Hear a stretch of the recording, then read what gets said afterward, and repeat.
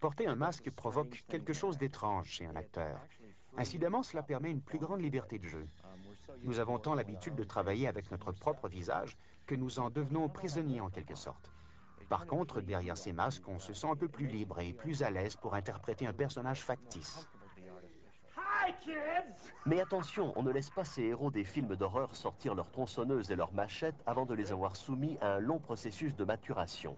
Ils émergent d'abord de l'imagination des maîtres de l'épouvante, tels que Wes Craven ou Clive Barker, le créateur des films Les Écorchés.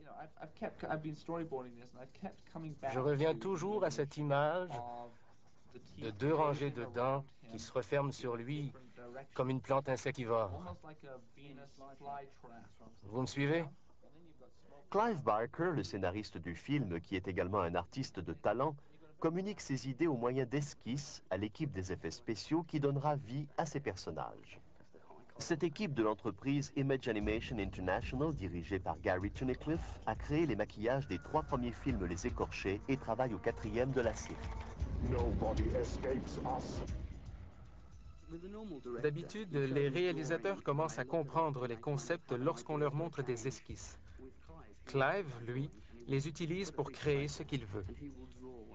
Le nom du personnage vedette qui dirige une infernale armée de monstres sadomasochistes est le Chauve.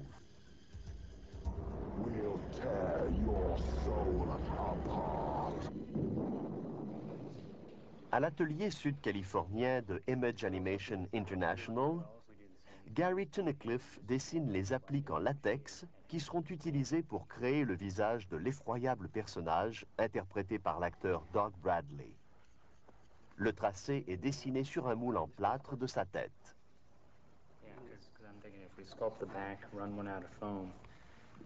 C'est ici que débute l'étape de la sculpture. Gary Tunnicliffe utilise une pâte à modeler à base d'huile pour faire le crâne chauve au tracé caractéristique. Cette grille parfaitement symétrique ne faisait pas partie du concept original de maquillage. Quelqu'un a dessiné cette grille sur le moule pour s'assurer que les clous soient bien répartis. Quand nous l'avons vue, nous avons tous été d'avis qu'il fallait la conserver. Lorsque la sculpture est complétée, on utilise une mousse de latex pour mouler les appliques. Une fois ce processus achevé, elles seront enfin prêtes pour l'étape finale. Gary peut maintenant insérer les 138 clous qui semblent avoir été enfoncés dans le crâne du chauve. Chacune de ces protusions peintes à la main est fixée à l'aide d'une colle ultra résistante. L'idéal serait de planter les clous directement sur la tête de Doug. Je ne sais trop pourquoi, mais il est tout à fait contre.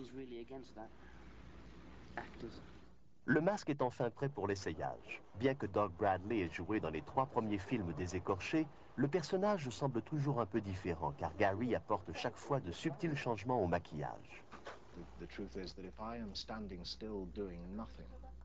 En vérité, le maquillage et le costume sont si éloquents à eux seuls que le moins j'en rajoute, plus l'effet est frappant.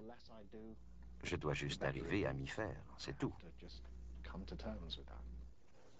Ainsi transformé, Doug est enfin prêt pour le plateau de tournage et les caméras qui donneront vie au personnage du Chauve, l'un des plus effroyables protagonistes du cinéma hollywoodien. This is a holocaust waiting to wake itself. Lorsqu'on y pense, l'idée d'un personnage au crâne transpercé de clous est horrible, mais votre regard est attiré par cette image et vous la regardez. Pourquoi? Parce qu'elle a quelque chose de majestueux et d'ordonné. C'est une image exceptionnelle comme on voudrait toujours pouvoir en créer. No tears, please. It's a waste of good suffering.